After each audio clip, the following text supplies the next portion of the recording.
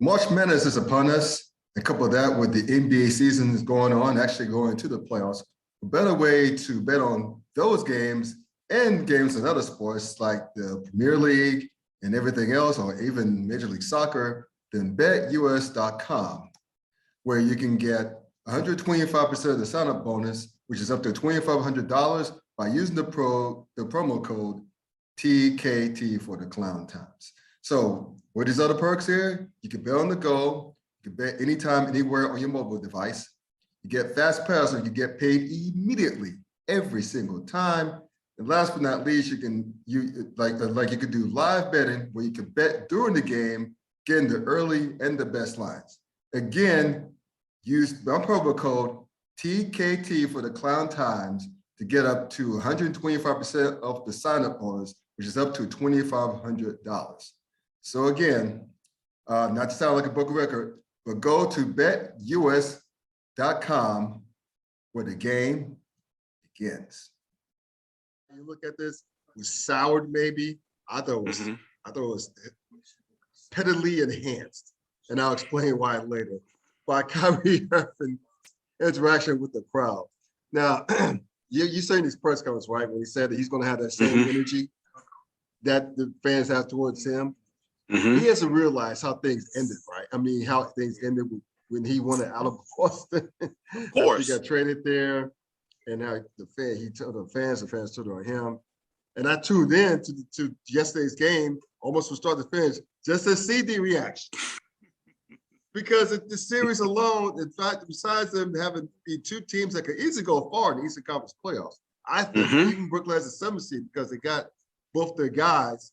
And who the hell knows if Ben Simmons shows the hell up. But yeah, the point being is that both teams, I think, it's an issue matchup between offensive star power and defensive toughness, right? Between Brooklyn and Boston, respectively. And we're going to see this chess match throughout the whole series. But I saw with Kyrie, like when he hit that big shot to take the lead, he went back, gave him the finger and just carried on. And then later on, gave him the double bird. And there was this one instance when he was about to take the ball out of bounds, and you saw a fan behind him heckling him and just smiling, knowing he's getting to him. When Kyrie's not turning around, he was like that, and rolling his eyes, shaking his head. And the guy knew he heard him, so he was chirping some more. And then all of a sudden, he was like this. Kyrie's like this, making fun of him. But he turned it out, man. He almost single-handedly beat Boston. Beat him by himself, yeah. He almost did. Again, if Kevin Durant had a C-plus game, they win that by double digits, right?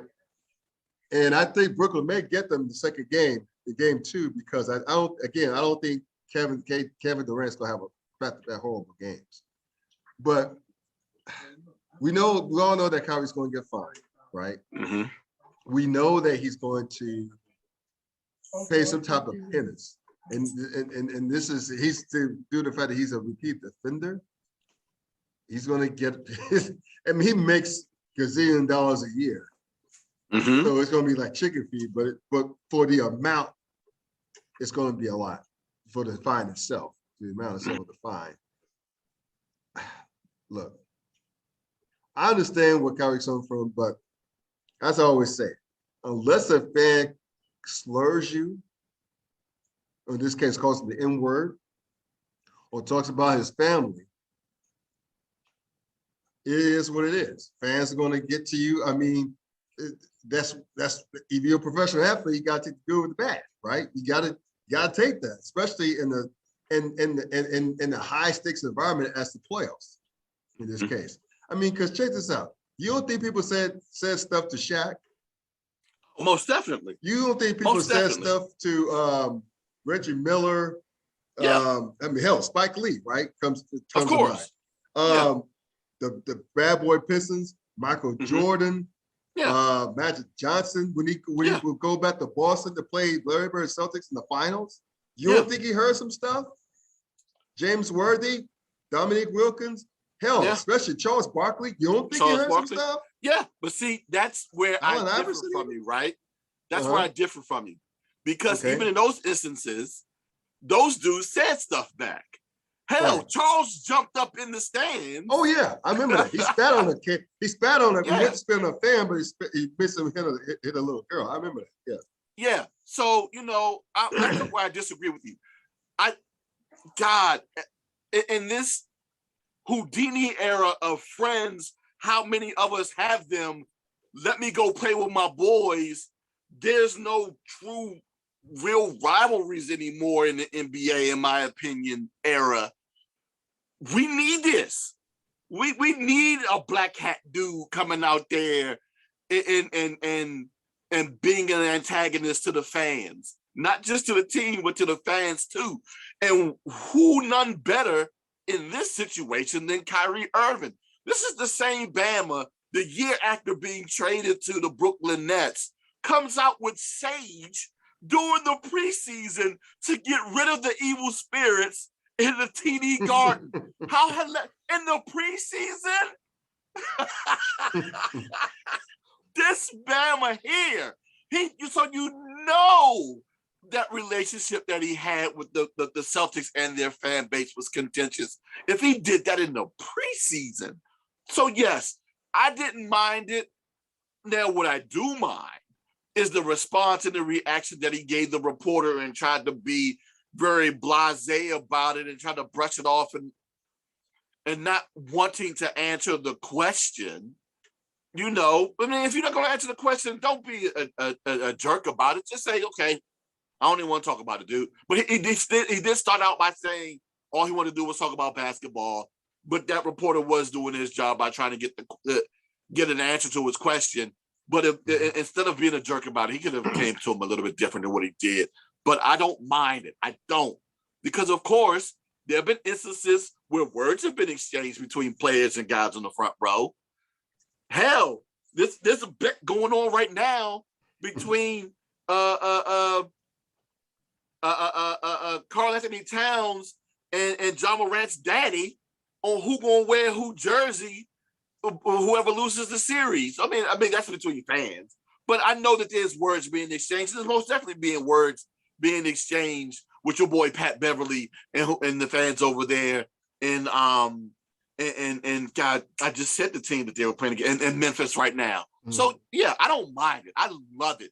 It takes me back to the old days where that used to happen, and we no longer have this kumbaya moment of the players just sitting back and taking what the fans say. Nah, I'm gonna say some stuff back to you.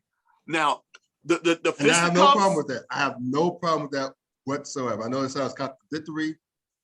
I don't have a problem with a player talking. I know your concern. I'm a petty guy. Probably. Let me guess. Your concern is more so being a detriment to the team and being fined because of it. Yes, I mean, he could talk Kyrie could talk as much shit back to him at those dumbass Boston fans as he wants. I don't have a problem with him going back. I'm as petty as I am. After he was making those big shots, I'll be turning around. I'm like, look, I'll be backpedaling like this. Look at me. And then I'll bring that over to them and say, you know what? I'm gonna hit your boys with a step back three, just like Larry Bird did to other players. Yeah, I'm gonna do it to the fans. I'm gonna every instance now step back three. I'm gonna hit another, and then do exactly that, and just look at him, do a kiss at him, or do what Gilbert Arenas once did at when he played the Lakers and then he cooked them. I forgot how many points he had. If it was with the Wizards, he put up 60. I remember that one. And then hit the game-winning shot. The dagger rather, and he turned to the LA crowd and bowed and walked his ass back to the huddle. I love that. I love that. I'm all for the petty. Just don't get your ass do anything that'll get your ass fired and distract from the great game that he had. That Kyrie had. Again, imagine if they held on. Not even Kevin Durant bringing a C+ game. Imagine if they were to hold Boston for getting their final shot off, which was awesome. We saw Jason Tatum just spin away from Kyrie, hit the layup as time expired. If they held him, Kyrie could talk all this shit he wants. He stole game one on his own Boston's arch rival's floor in front of those fans, scored 39 points and single-handedly took game one. and can talk all the shit he wants. Yeah. That's what I would. That's what I would. And he was talking shit back while he was. Oh yeah. Remember, he like I said before, he single-handedly brought Brooklyn from being down double digits to taking a lead and threatened to force them away late in the fourth quarter. He was cooking them. Yeah. Again, 12 or 20 from the field, 60%, 6 or 10 from three.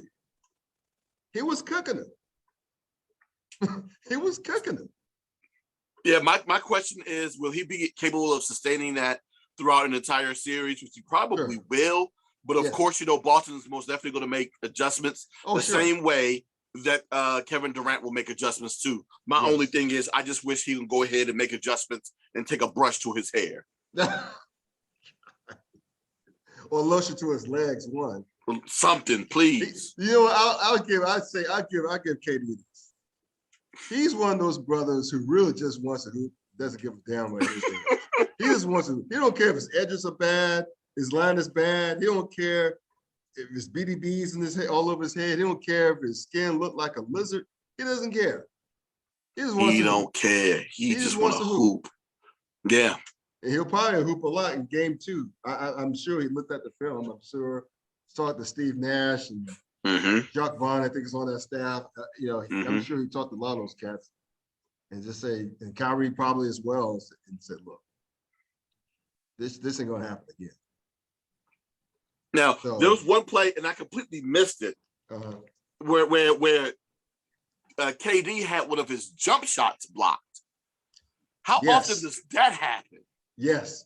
I think that was that either Jason Tatum or Al Horford, because they both switched on the entire game. They both took turns guarding. And Mark Smart too. Mark Smart took a few turns guarding. That is insane. Yeah. So Boston's tough. Again, Boston is tough. Yeah. And they got lucky in game 1. So it means to be saying, if you're Brooklyn, how the psyche's going to be.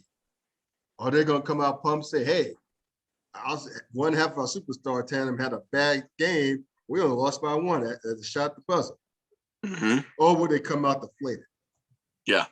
Or if you're Boston, I mean, you have to be giddy if you're Boston, because you could have easily lost that one.